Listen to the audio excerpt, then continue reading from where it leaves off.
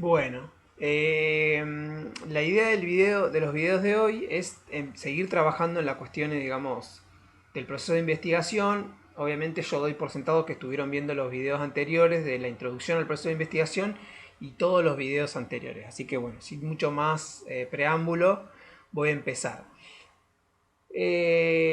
Una de las primeras cuestiones que tenemos que plantearnos cuando pensamos el proceso de investigación es cuáles son las preguntas y los antecedentes, digamos, de los cuales nosotros partimos en un proceso de investigación. ¿Tá? O sea, es decir, cuáles son las preguntas y los antecedentes y cómo se produce una retroalimentación entre las preguntas. O sea, siempre en toda investigación tenemos una pregunta de partida. Lo que yo insistí, digamos, durante todo este curso es que las preguntas de partida no se producen, digamos, en el vacío. Siempre las preguntas de partida tienen un contexto de surgimiento que tiene que ver sobre todo con nuestros marcos de referencia. Ahí aparece la noción de paradigma sobre la que voy a decir un poquito más después. Entonces, siempre las preguntas parten de un mirar qué, digamos. Siempre hay una mirada que está informada sobre la realidad social.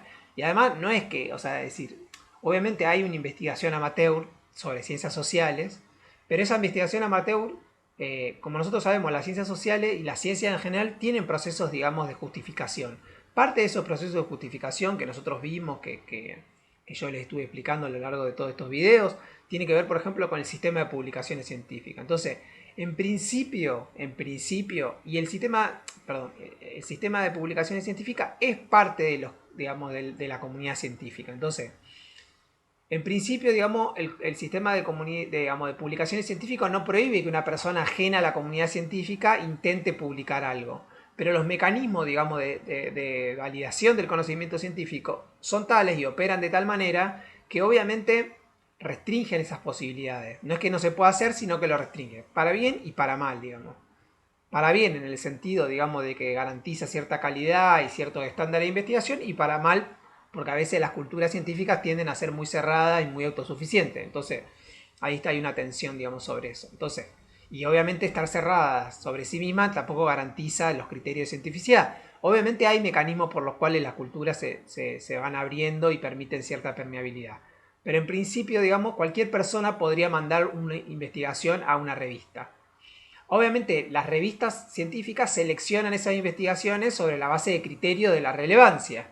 Entonces, bueno, obviamente así funcionan los mecanismos por los cuales se van imponiendo temas, en los cuales no solamente intervienen criterios de investigación objetivos, digamos, o discutidos colectivamente, sino que también intervienen modas académicas, líneas de investigación, la intervención de los estados, la intervención de las empresas, o sea, todo ese proceso, digamos, complejo de interacciones va determinando cuáles son los criterios de esa comunidad científica para referirse. Pero digamos, volviendo al eje del punto de partida, que las preguntas siempre están hechas de un lugar y buscan, digamos, responder un interrogante. Lo que pasa es que qué interrogante buscan responder o qué interrogante es relevante para la ciencia, es decir, no es algo que sucede, digamos, de manera espontánea, sino que en el complejo proceso del desarrollo de la investigación científica en las ciencias sociales, es en la que van interviniendo esa cuestión. Voy a poner un ejemplo. Por ejemplo, la cuestión de la memoria.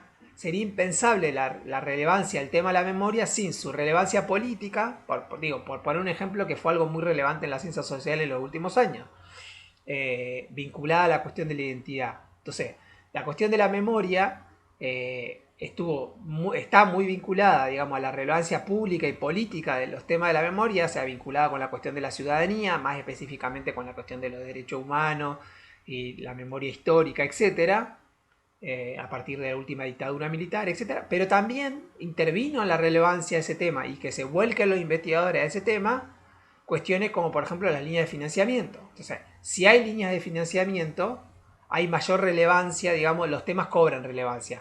Hay países donde las líneas de financiamiento son estatales, hay países donde las líneas de financiamiento son solamente privadas, entonces ahí la relevancia de los temas, la investigación de los temas va variando. Por ejemplo, hoy por hoy, en Estados Unidos, para poner un ejemplo, que el otro día estaba en una reunión de investigación y revisábamos estas discusiones, cobró nueva relevancia el tema de la discriminación racial, la violencia racial, etcétera.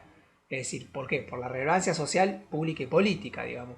O por ejemplo en Argentina, la cuestión de género, que venía siendo un tema bastante emergente, digamos, en los últimos 20 años, en los últimos 5 años digamos, ha explotado como un boom y muy probablemente todas las universidades que no tenían líneas de investigación vinculadas a la cuestión de género se han inaugurado y aquellas que tenían se han ampliado o se han multiplicado. Entonces, es decir, la relevancia de los temas y la relevancia de estas cuestiones varía, digamos, de acuerdo a un conjunto de problemas que son, digamos, más bien referidos a la unidad 1, ¿no? Que algunos de la unidad 1 nombran. Entonces, bueno, nada. Pero lo importante de todo esto, que es relevante para la discusión del proceso de investigación, es que siempre hay una pregunta que viene de un contexto y siempre hay un antecedente que también tiene un contexto. Y entre ese proceso, digamos, proceso de pregunta y antecedente es que se va articulando un proceso de retroalimentación complejo que va prefigurando o articula, digamos, de alguna forma el tema de investigación. Entonces, siempre nosotros preguntamos de algún lugar, o sea, estamos insertos en alguna comunidad política, científica, ética, etcétera, y de ese lugar preguntamos. Y también cuando preguntamos, la relevancia de nuestra pregunta emerge en un contexto específico. O sea, si nosotros preguntamos, siempre vamos a buscar siempre tenemos que ir a buscar los antecedentes de nuestra pregunta. O sea, nuestra pregunta implica un tema. Si yo me pregunto, no sé, sobre la discriminación de género dentro de las empresas. Entonces, bueno, eso ya es un tema. O me pregunto un caso específico, bueno, tengo un problema específico en una empresa. Bueno, voy a buscar, veo que se relaciona con la cuestión de la discriminación o intuyo, digamos, o hago una inferencia de que se relaciona con la cuestión de la discriminación. Bueno, ahí ya tengo una cuestión de, digamos, discriminación de género y eso digamos, para ver si mi tema es relevante, para preguntarme si mi tema es relevante, enseguida voy a tener que ir a buscar cuál es la literatura, digamos, de referencia de esos, digamos, vinculado, y eso me va a dar la amplitud y el enfoque. Obviamente puede ser que si el tema, digamos, ya está tratado, mi investigación se transforma en una investigación de tipo más descriptivo y en todo caso de contrastación de las teorías ya existentes, y a partir de eso, digamos, puedo llegar a hacer algún aporte conceptual, etcétera, siempre buscando, digamos, ese desarrollo, esa vinculación entre desarrollo, digamos, de la observación y la investigación y el desarrollo teórico. Ahí está el proceso de investigación verdaderamente.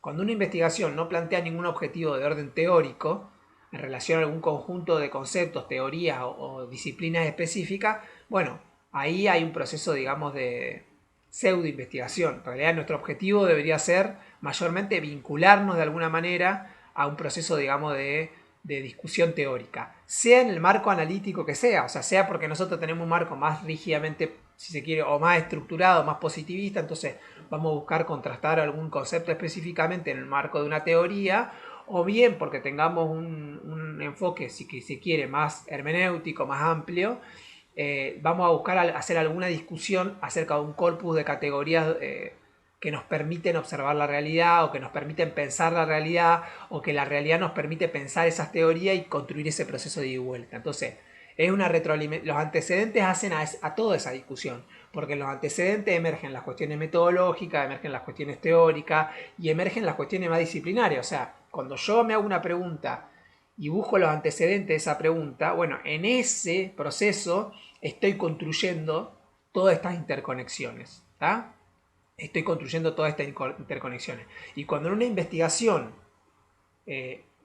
digamos, veo el desarrollo entre las preguntas, los objetivos, el marco teórico, bueno, y la metodología, ahí estoy viendo, digamos, cómo se articula en concreto. Puede ser muchas veces que la investigación, en el informe de investigación o en el artículo de investigación que nosotros estemos leyendo o divulgación, esto no aparezca.